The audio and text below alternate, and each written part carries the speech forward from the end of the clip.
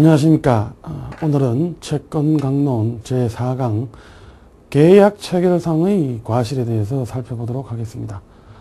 자, 우선 우리가 이 주제를 접했을 때 사실 이 주제는 우리 민법상 관련 규정들을 종합적으로 살펴보면 구체적으로 딱히 직접적인 해당 사항이 있는 규정은 그다지 발견되기가 쉽지 않습니다. 물론 우리 민법 535조에서 계약체결상의 과실책임에 대해서 규정을 하고 있습니다만은 과연 이 계약체결상의 과실책임이라는 문제를 마치 일반적인 어떤 원칙인 양 받아들일 수 있을 것인가에 대해서는 학설상으로도 많은 논란이 있는 그런 주제이기도 합니다.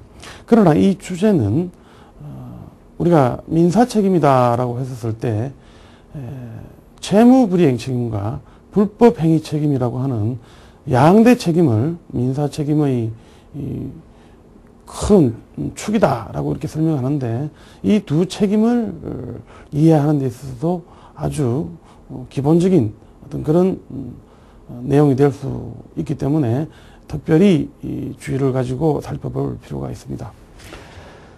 우선 이 계약체결상의 과실책임이다라고 하는 주제와 관련해서 먼저 한두 가지 상황을 상정해 보도록 하겠습니다. 자, 어떤 사람이 유명한 백화점에 물건을 사러 갑니다.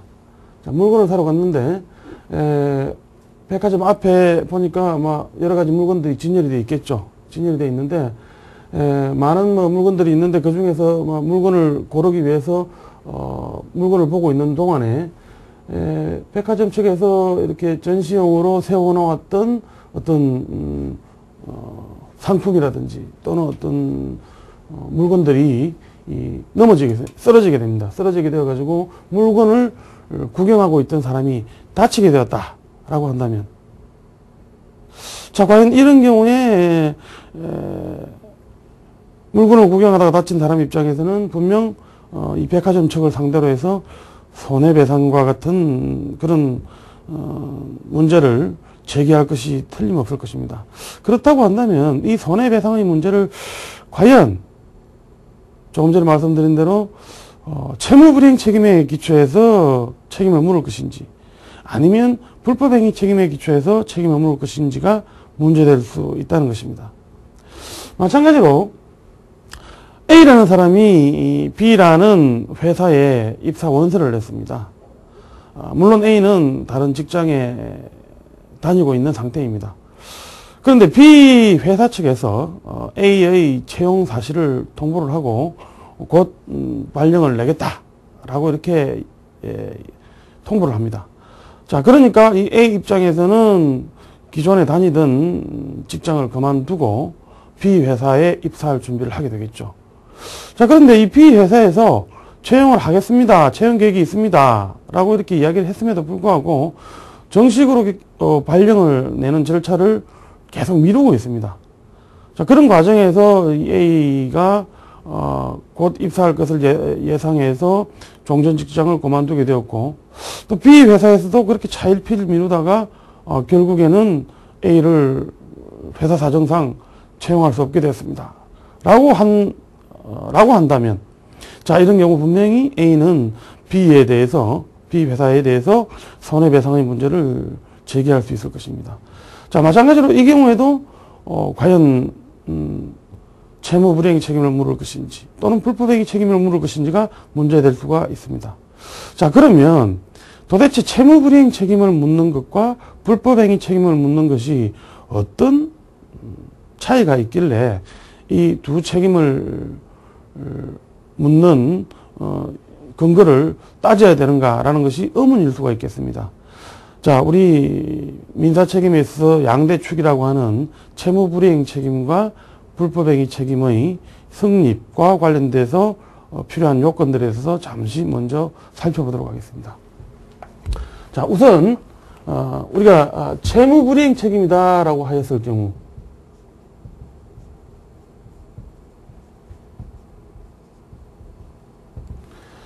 자, 채무가 제대로 이행되지 않은 데 대한 책임이기 때문에 당연히 채무 불이행이란 요소가 필요할 것입니다. 자, 통상 우리가 채권 관계다라고 이야기했었을 때 채권자가 채무자에게 일정한 행위를 청구할 수 있는 어떤 그런 권리가 생기게 되죠. 채권 관계에서는. 그리고 채무자도 채권자에게 일정한 행위를 해야 될 의무가 발생하게 됩니다. 자, 이때 일정한 행위라고 하는 것, 이것을 우리가 채무다라고 표현하기도 하고, 어떻게 보면 광의로 급부다라고 표현을 하기도 합니다. 자, 어쨌든 이런 어떤 급부불이행 또는 채무불이행이 전제가 되어야 될 것입니다. 그리고 이런 어떤 채무불이행이나 급부불이행으로 인해서 손해가 발생해야 되겠죠.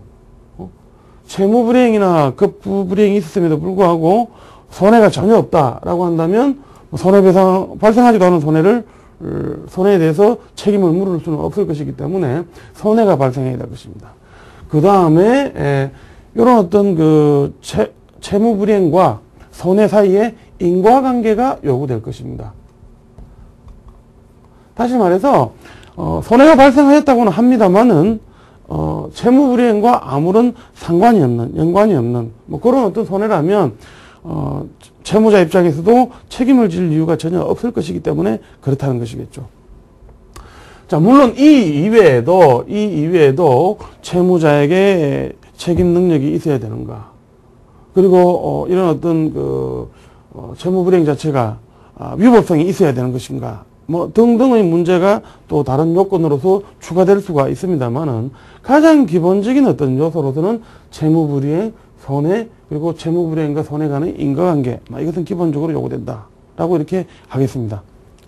다음으로 이 불법행위 책임입니다.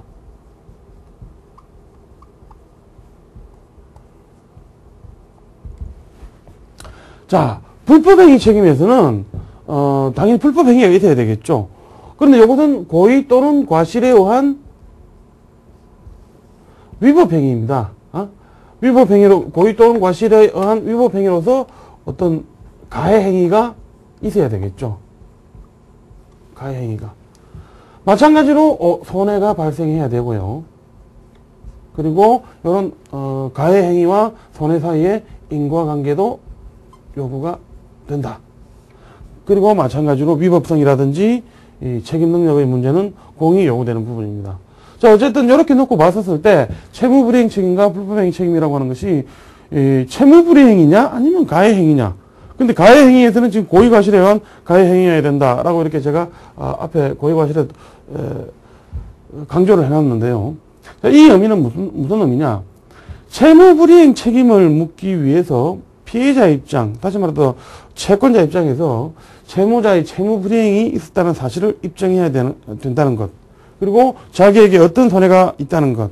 그리고 채무불이행과 손해 간의 인과관계가 있다는 것. 요거 입증해야 되는 것은 당연한 이야기입니다. 그 다음에 불법행위 책임에서도 마찬가지로 피해자 입장에서는 가해자의 어떤 특정한 가해행위가 있었다는 것. 그리고 자신에게 손해가 발생했다는 것. 그리고 인과관계가 양자 간에는 있다는 것을 입증해야 되는 것도 어떻게 보면 채무불이행 책임에 있어서와 마찬가지다라고 할 수 있을 것입니다. 그런데 주의할 것은 불법행위 책임에 있어 가지고는 가해자의 고의과실에 대해서 피해자가 입증 책임을 진다는 것입니다.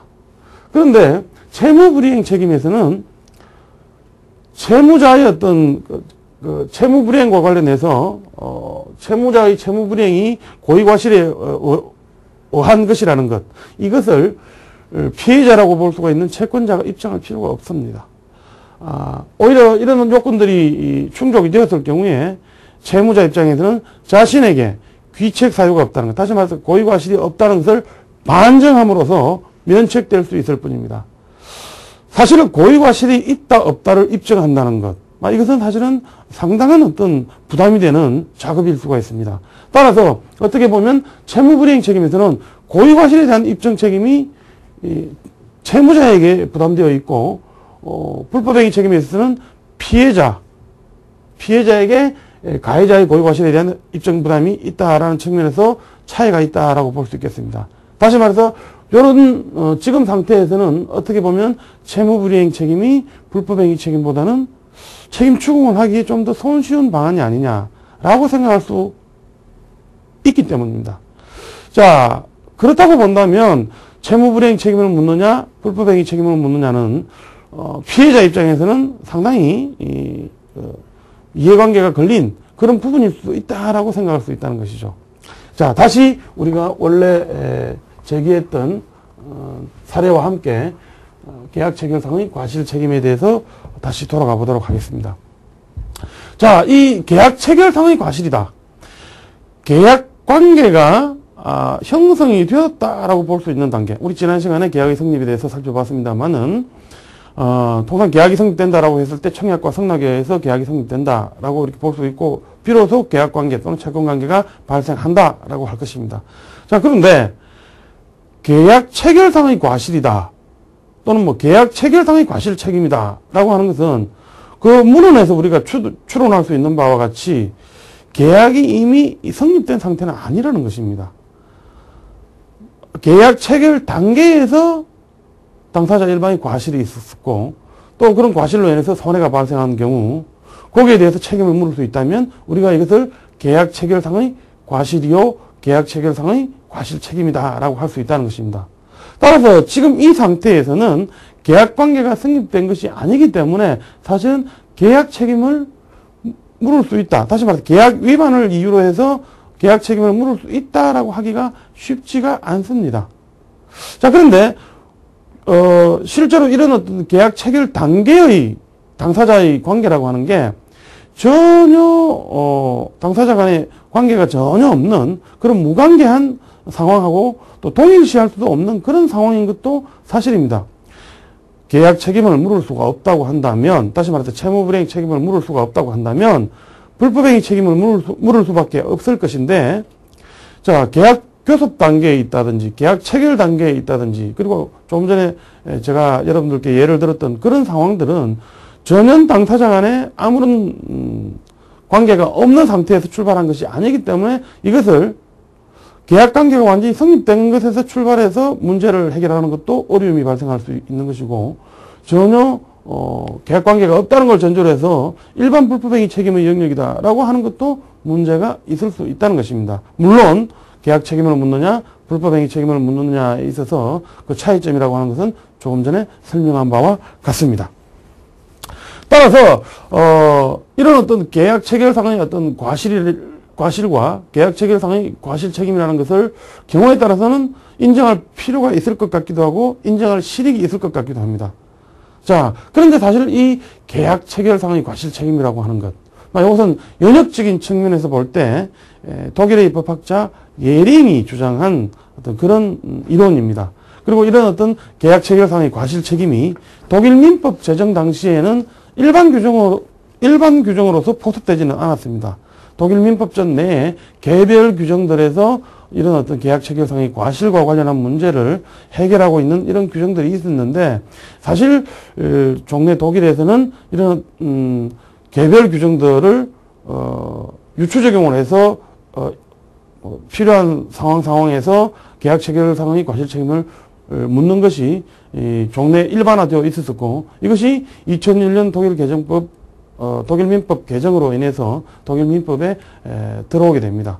그러다 보니까 우리나라에서도 이런 어떤 계약 체결상의 과실 책임과 관련한 이론들, 그리고 이 법리들을 사실 우리 법이 이 독일 민법의 영향을 상당히 받았다는 것을 부정할 수 없기 때문에 우리 법에서도 도입할 필요성이 있는 것 아니냐라고 하면서 조금 전에 제가 여러분들께 제시했던 그런 사례들을 중심으로 해서 계약 체결상의 과실 책임과 관련한 법리가 논의되고 있는 그런 상태이다라고 할 수 있겠습니다. 자, 어쨌든 이 계약 체결상의 과실 책임과 관련해서 조금 전에 모두에서도 밝힌 바와 같이 이 그 법적 성질이 상당히 문제가 됩니다. 만약에 이게 법정 책임, 계약 책임이다라고 한다면 결국은 계약 체결상의 과실 책임에 대해서, 계약 체결상의 과실에 대해서 채무불이행 책임을 물을 수 있을 것이요, 여기에 불법행위 책임이다라고 한다면 계약 체결상의 과실에 대해서 불법행위 책임을 물을 수밖에 없을 것입니다. 그런데 여기에 대해서는 우리나라에서도 학설 대립이 있습니다. 그 학설 대립에 대해서 간략하게 살펴보도록 하겠습니다. 먼저 계약 체결상의 과실 책임을 계약 책임이다라고 보는 견해가 있습니다. 이것을 우리가 계약 책임설이다라고 표현하겠죠. 다음으로 불법행위 책임이다라고 보는 견해가 있습니다. 이것을 우리가 불법행위 책임설이다라고 할 수 있겠죠. 그리고 또 다른 견해로서 계약 책임도 아니요 불법행위 책임도 아닌 제3의 책임으로서 법률의 규정에 의한 법정 책임이다 라고 설명하는 견해도 있습니다. 자, 이 계약 책임설은 조금 전에도 말씀드린 바와 마찬가지로 또 계약 체결 단계에 있어서의 당사자 관계라고 하는 것이 전혀 아무런 관계가 없는 것이 아니다라는 것에 출발하고 있습니다. 따라서 계약 체결 단계에서도 어떻게 보면 신의 측이라든지 등에 근거해서 당사자 상호 간에 일정한 성실 의무, 보호 의무, 충실 의무 뭐 등등의 각종 어떤 부수적 의무 또는 부수 의무가 발생하고 당사자들도 거기에 따라서 행위를 해야 된다라고 이해를 합니다. 따라서 그러한 어떤 부수적 의무 위반에 대한 책임을 묻는 것이기 때문에 계약 체결 상의 과실 책임도 계약 책임이다 라고 이렇게 설명을 한다는 것이죠. 근데 이 불법행위 책임설에 의하면 조금 전에 그와 같은 사례들, 조금 전에 들었던 그런 사례들에서는 전혀 어떤 계약관계가 존재하지 않는다는 것입니다. 계약관계가 존재하지 않음에도 불구하고 계약 책임을 묻는다는 것, 이것은 논리 모순이 아닌가라고 생각하고, 일반적으로 우리가 불법행위 책임이다라고 이야기할 때도 보편적인 어떤 특별 구속 관계가 없는 일반인 상호간의 관계에서도 상대방을 어떤 배려해야 될 그런 주의 의무 같은 것, 그리고 상대방에게 손해를 끼치지 않아야 될 그런 주의 의무 같은 것들이 요구된다라고 이렇게 설명을 합니다. 그러다 보니까 이런 어떤 계약 체결상의 과실 또는 계약 체결상의 과실 책임이다라고 볼 수 있는 이런 영역들도 일반인들 상호간에서 발생한 어떤 그런 손해에 대해서 책임을 묻는 그런 어떤 구조와 달리 또 다른 구조로서 설명할 필요가 없다라고 설명하는 것이고, 따라서 불법행위 책임으로 충분히 설명이 가능하고 또 그렇게 설명을 해야 된다라고 이해를 합니다.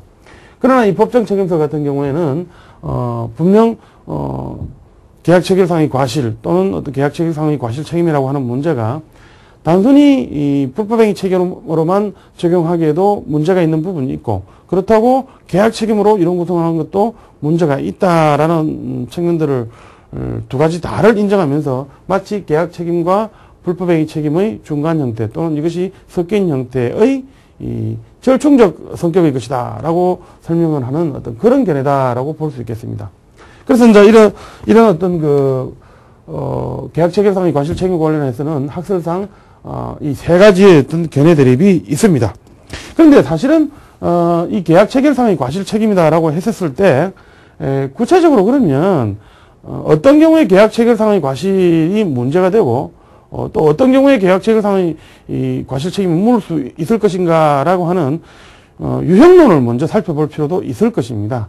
그래서 연이어서 어떤 경우가 구체적으로 계약 체결상의 과실 책임의 범주에서 논해질 수 있는 것인가라는 점에 대해서 살펴보도록 하겠습니다. 우선 계약 체결상의 과실 책임의 유형입니다. 유형과 관련해 가지고 첫 번째 우리가 예를 들 수가 있는 것이 계약 체결의 준비 단계입니다. 계약 체결의 준비 단계에서 발생하는 또는 발견되는 어떤 그런 과실로 인한 손해배상의 문제를 우리가 상정할 수 있을 것입니다. 그런데 이런 어떤 그 준비 단계에서 생각할 수가 있는 것들도 다시 또 경우를 나눠볼 수가 있을 것인데요. 구체적으로 어떤 손해가 발생하냐에 따라서 다시 또 준비 단계에서 계약 체결을 위한 준비 단계에서의 과실도 또는 준비 단계에서의 과실 책임도 나눠볼 수 있다라는 것입니다.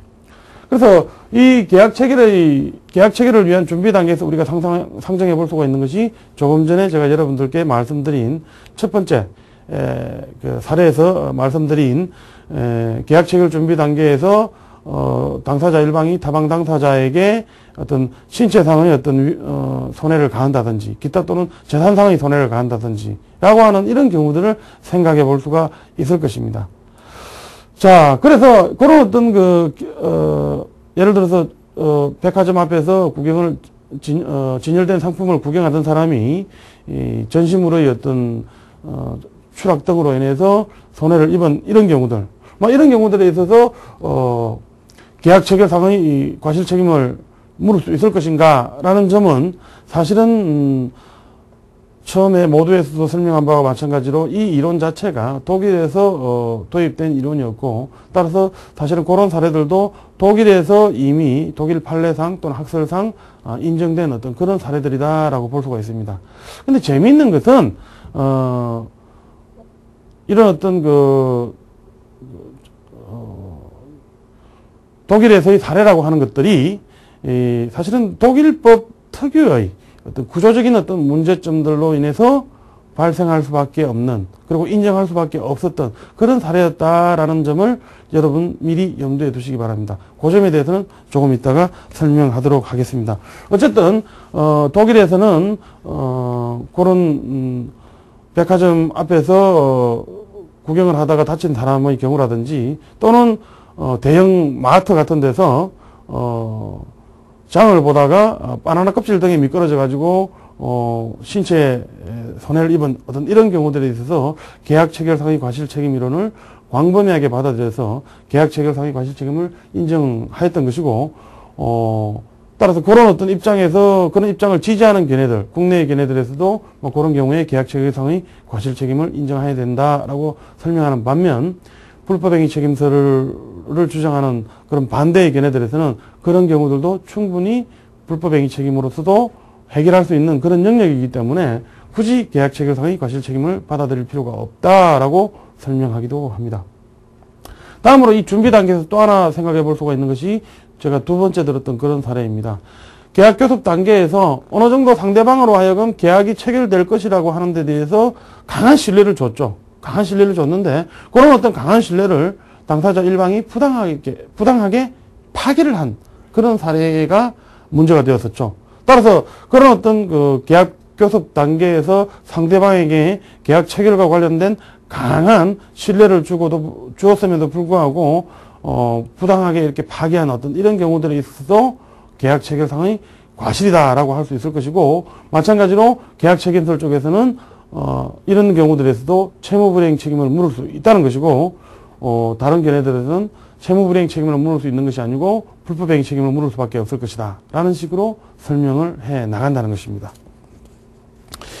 다음으로 계약 체결상의 과실 책임이 문제될 수 있는 경우들로서 일반적으로 고려가 가능하다라고 상정하는 경우들로서는 계약 자체는 이미 체결이 되었습니다. 체결이 되었는데 체결된 계약 자체가 무효 또는 취소되는 경우들이 있습니다. 무효 또는 취소되는 경우. 자, 체결된 계약 자체가 무효 또는 취소된 경우, 이런 경우도 그 원인이 여러 가지가 있을 것입니다. 당장 여러분들도 머릿속에 떠올릴 수 있는 그런 이유로서는 이루어진 어떤 법률행위 또는 체결된 계약 자체가 강행법규에 위반한다든지 또는 공소양속에 위반한다든지 라고 하는 어떤 이런 경우들을 생각해 볼 수 있을 것이고요. 그 다음에 계약 자체가 계약에서 추구하는 급부 자체가 애초에 존재하지 않는, 다시 말해서 원시적으로 가능하지 않는 이런 경우들에 있어서도 계약 자체는 무효가 되죠. 따라서 또 그런 경우들도 생각해 볼 수가 있을 것입니다. 뿐만 아니라 법률의 행위 당사자 일방이 행위 무능력자인 경우, 우리 법상으로는 그런 어떤 행위 무능력자가 한 행위에 대해서 취소할 수 있는 어떤 그런 경우들을 원칙적인 모습으로 이렇게 규정을 하고 있죠. 따라서 그런 어떤 행위 무능력자가 계약을 체결한 경우 계약이 취소될 수 있는 이런 여지가 있을 것입니다. 자, 그래서 이런 경우들 뿐만 아니라 우리 민법에서는 법률행위를 했다 또는 계약을 체결했다라고 한다 하더라도 어떤 그 계약을 체결하는 과정에 있어서 중대한 중요한 내용에 있어서 착오가 있었다라고 할 때, 그런 경우에도 마찬가지로 계약을 취소할 수 있는 어떤 그런 경우들을 예정하고 있습니다. 따라서 이런 어떤 각종의 원인들로 인해서 계약이 무효 또는 취소되었다라고 한다면, 뭐 그 과정에서 당사자 일방은 또는 쌍방은 일정 정도 이렇게 불가피한 손해를 입게 되는 어떤 그런 경우들이 있을 것인데, 그런 경우들에 있어서 당사자가 계약 자체가 무효 또는 취소되었으니까 쌍방이 또는 일방이 뭐 전혀 아무런 책임을 지지 않는 것으로 하는 것, 이것이 이 경우에 따라서는 불합리한 경우가 있을 수 있다라고 이렇게 이해하기도 한다는 것입니다. 따라서 그런 경우들에 있어서 계약 체결상의 과실 책임 이론을 적용을 해서 계약 관계가 무효 또는 취소된 경우에 손해배상을 물을 수 있는 길을 모색하자라고 하는 그런 움직임들도 상당히 있습니다. 그러나 반대의 견해는 특별히 법상 계약 체결이 좌절된 데 대해서 법상 근거에 의해서 손해배상 책임을 물을 수 있는 경우를 제외하고는 조금 전에 설명드렸던 그런 개별 사안들에서는 근거가 현행법상으로는 없기 때문에 계약 체결상의 과실 책임을 물을 수 없는 것 아니냐라고 설명하기도 합니다.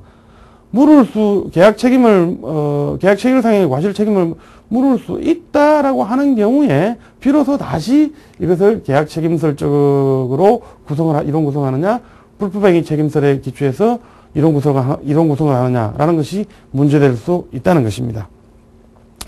다음으로 또 생각해 볼 수가 있는 것이, 계약이 유효하게 체결되었음에도 불구하고, 유효한 계약임에도 불구하고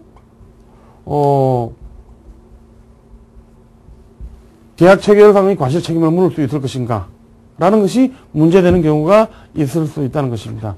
유효한 계약 관계임에도 불구하고 계약 체결상의 과실 책임을 물을 수 있다. 사례는 조금 전에 제가 여러분들께 말씀드린 대로 각종의 어떤 부수 의무 위반의 경우를 생각해 볼 수 있을 것입니다. 예를 들어서 TV 또는 피아노를 샀습니다.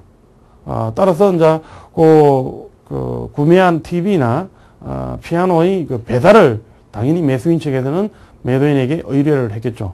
그런데 이 매도인이 피아노나 TV를 배달하는 과정에서 매수인이 있던 집에 그 피아노나 TV를 배달하는 과정에서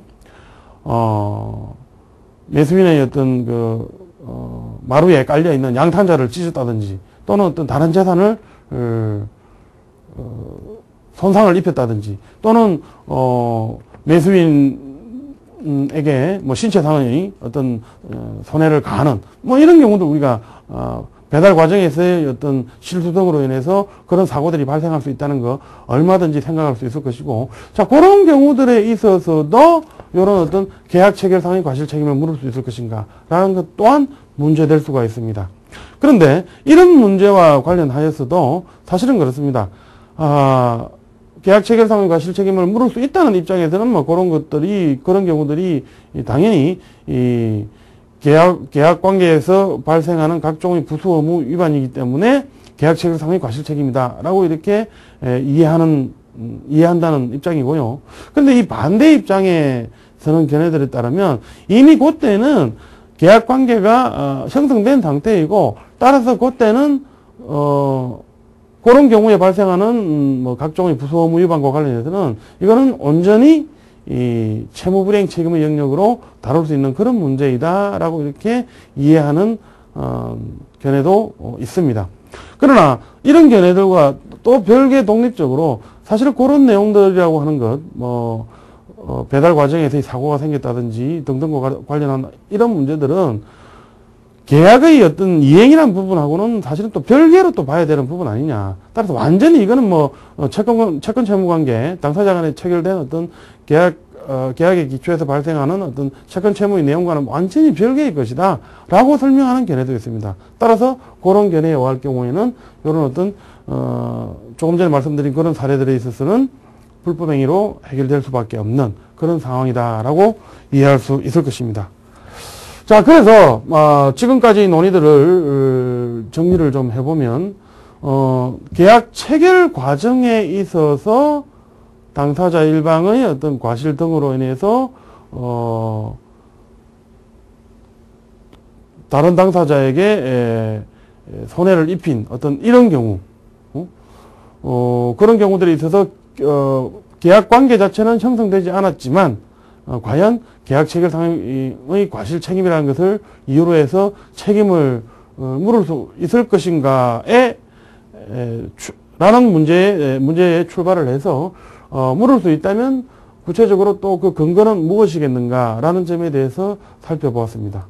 그리고 우리 이 민법에서는 지금 조금 전에 말씀드린 내용들은 주로 계약 체결 단계에서 당사자 일방이 타방에게 각종의 부수 의무 위반을 이유로 해서 책임을 물을 수 있는 이런 경우들에 대해서 설명을 했습니다만은 우리 민법 535조에서는 계약 체결 상의 과실 책임이다라고 해서 원시적 불능을 이유로 해서 계약이 무효로 된 경우, 그때 과실이 있는 당사자 일방은 타방 당사자에 대해서 손해배상 책임을 지는 것으로 이런 그런 식으로 규정을 하고 있습니다.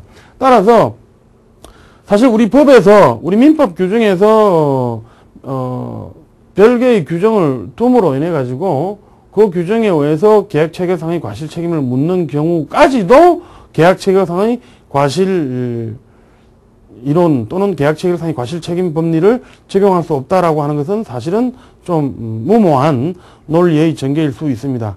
그러나 그럼에도 불구하고 현재 제기되고 있는 학설 중에서는 535조의 규정 자체도 문제가 있다라고 하는 그런 견해도 있습니다. 그러나 어쨌든 일반적인 어떤 견해에 의하면 우리 민법 535조에서 규정하고 있는 원시적 불능을 이유로 한 계약의 좌절과 그로 인한 손해배상에 있어서는 계약 체결상의 과실 책임이 문제된다라고 하는 점에 있어서는 견해의 대립이 없습니다. 그러나 견해의 대립이 거의 없습니다.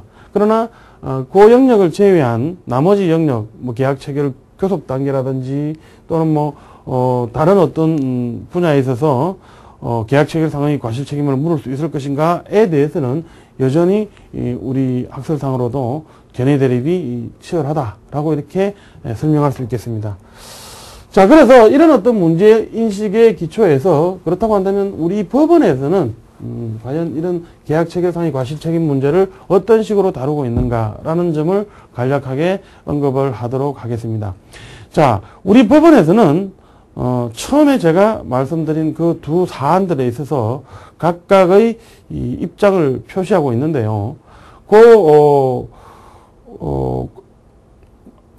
처음에 제시한 사례들 중에서 특히 이 문제가 되는 사안이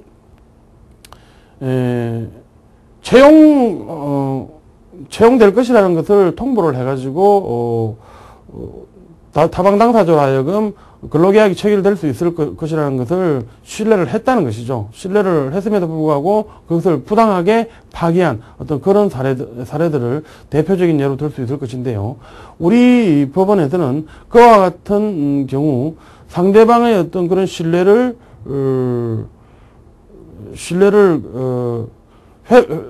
상대방의 신뢰를 해치는 어떤 그런 상황에 대해서 이것을 어떤 계약 책임적인 어떤 그런 입장이 아니고 불법행위 책임적인 어떤 그런 입장으로 불법행위 책임을 물을 수 있다는 그런 입장을 취하고 있다라고 설명할 수 있을 것입니다.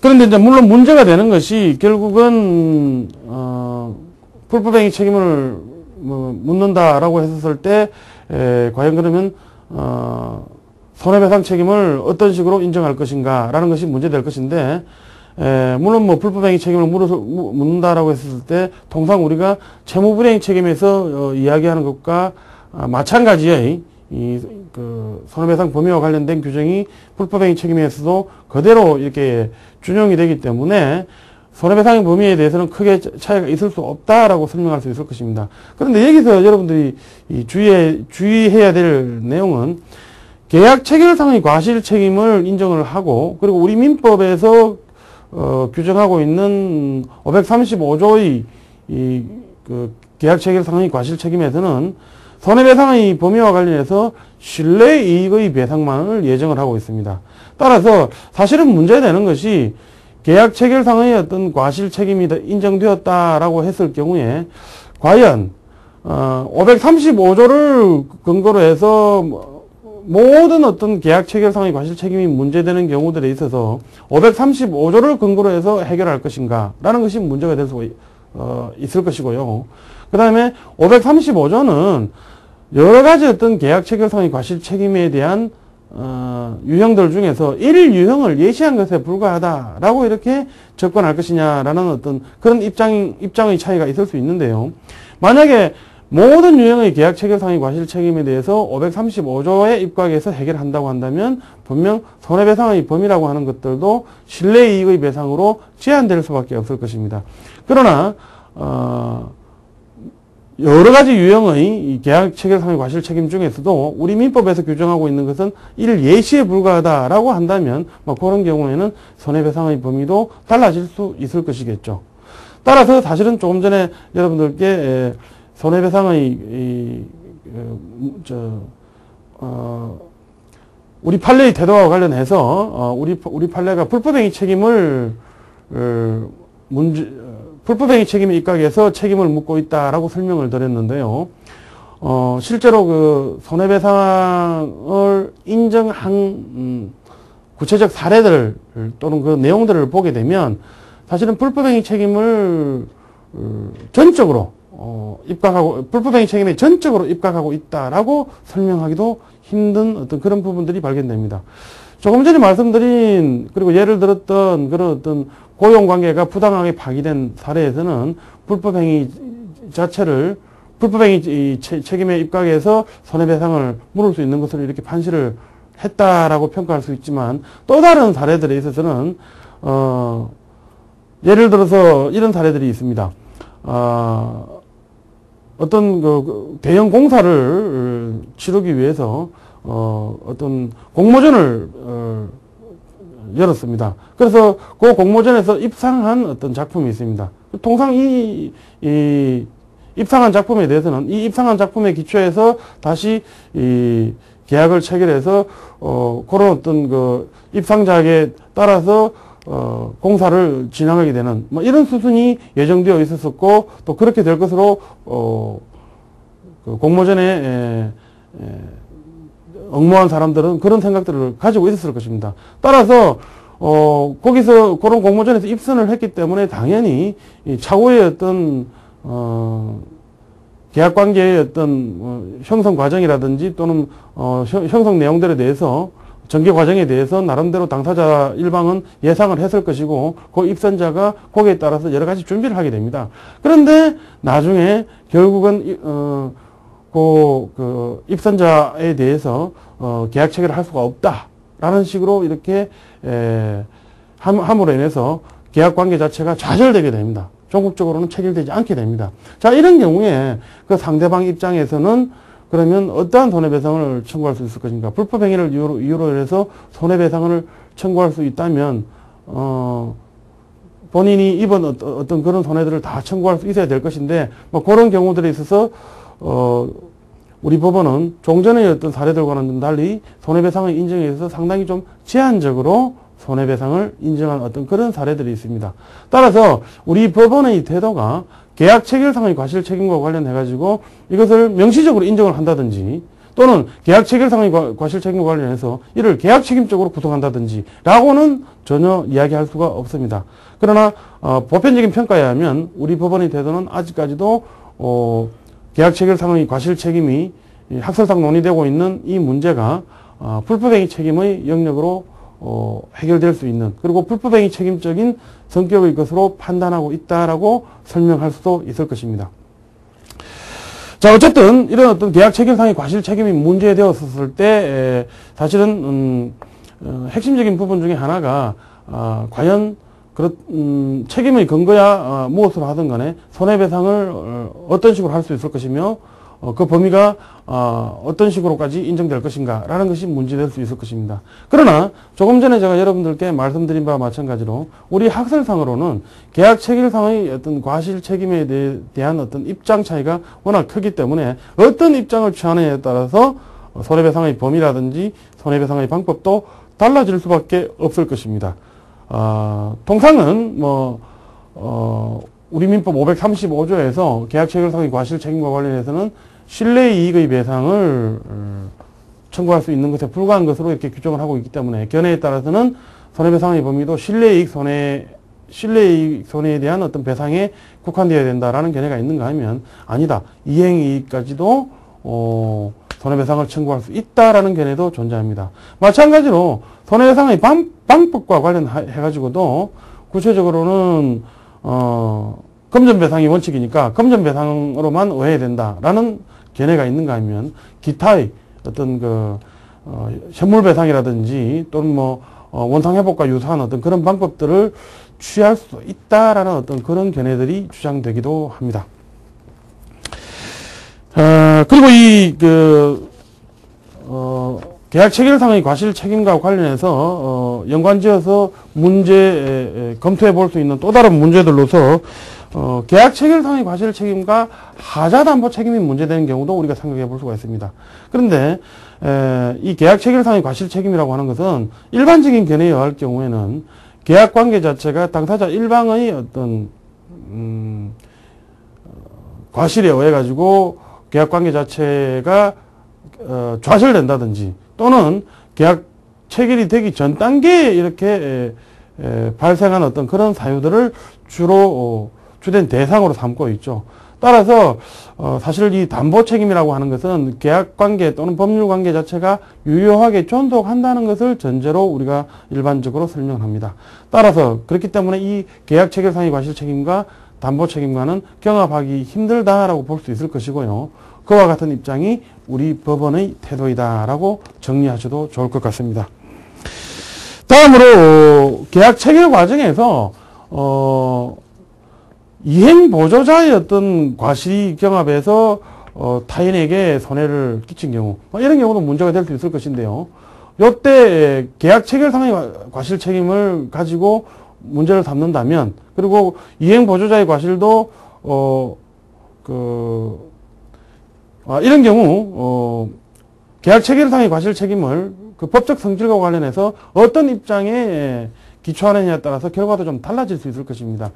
계약 체결상의 과실 책임을 계약 책임으로 이렇게 보는 입장에서는 이행 보조자의 어떤 과실, 우리 법에서는 391조에 의해서 이행 보조자의 과실도 채무자의 과실로 이렇게 볼 수 있도록 되어 있습니다. 따라서 여전히 이행 보조자의 계약 체결상의 과실 책임도 채무자의 과실 책임으로 될 수 있어서 계약 책임으로 물을 수 있을 것이 될 것이고요. 반면에 이걸 계약 체결상의 과실 책임 자체를 인정하지 않는 어떤 그런 견해들에 의할 경우에는 아마도 사용자 책임이 문제되는 그런 경우가 되지 않을까라고 정리할 수 있을 것 같습니다. 자, 이상에서 계약 체결상의 과실 책임과 관련된 기존의 어떤 우리 학설상의 태도와 그리고 문제되는 경우들에 대해서 살펴보았는데요. 사실 이 계약 체결상의 과실 책임을 인정하여야 한다라고 하는 견해들 상당히 수긍할 만한 면도 있고 평가할 만한 어떤 그런 면도 있습니다. 그러나 사실 계약 체결상의 과실 책임을 계약 체결상의 과실 책임을 인정하면서 이것을 특히 계약 책임적으로 구성하는 견해. 물론 조금 전에 말씀드린 대로 상당히 인정할 만한 여지는 있습니다만은 사실 그 문제된 사안에서는 우리 법에서는 사실은 계약 책임으로 묻지 않고 특수불법행위 등으로 묻는다 하더라도 충분히 계약 책임을 묻는 것보다 더 피해자 보호에 충실한 결과를 초래할 수 있는 그런 근거들이 충분히 있습니다. 모두에 말씀드린 대로 독일에서는 우리 민법 750조에 해당되는 일반 불법 행위와 관련된 규정들이 우리 민법과 같은 그런 광범위한 어떤 일반적 포괄적 규정이 아닙니다. 따라서 특별한 어떤 문제 상황이 발생했을 때 그것이 보호법익에 해당되느냐 안 되냐라는 것을 심사를 했었어야 되고, 따라서 그런 측면에서 계약 체결 상의 과실 책임이 이 계약 책임으로 이론 구성할 필요도 있었을지 모르겠습니다. 아울러서 독일에서는 사용자 책임과 같은 경우에도 사용자의 면책 가능성을 광범위하게 인정하고 있습니다. 따라서 더더욱 문제된 사례들, 제가 여러분들께 들었던 사례들 중에서 첫 번째 사례와 같은 경우들에 있어서는 계약 체결 상의 과실 책임을 인정하고 계약 책임으로 인정을 할 실익이 있었을지도 모릅니다. 그러나 우리 법에서는 우리 민법 750조가 그 규정 자체가 상당히 포괄적인 어떤 규정으로서 보호법익이 특정한 보호법익을 제한하고 있지 않고, 그리고 사용자 책임 등도 사용자의 면책 가능성이 거의 인정이 되지 않을 뿐더러 기타 뭐 공작물 책임 등에 의해서도 피해자 보호를 채무불이행 책임에 의한 것보다도 더 잘 보호할 수 있는 이런 어떤 근거 규정들이 있을 수 있기 때문에 아직까지는 법상 명확한 근거가 없는 계약 체결 상의 과실 책임을 도입을 해서 계약 체결 상의 과실 책임을 계약 책임적으로 이론 구성하는 것, 이것은 무리가 있는 것 아니냐라고 하는 어떤 그런 주장이 학설 및 판례의 입장이다, 다수의 입장이다라고 이렇게 설명할 수 있을 것입니다. 이상 제4강 계약 체결 상의 과실 책임에 대해서 살펴보았습니다. 수고하셨습니다.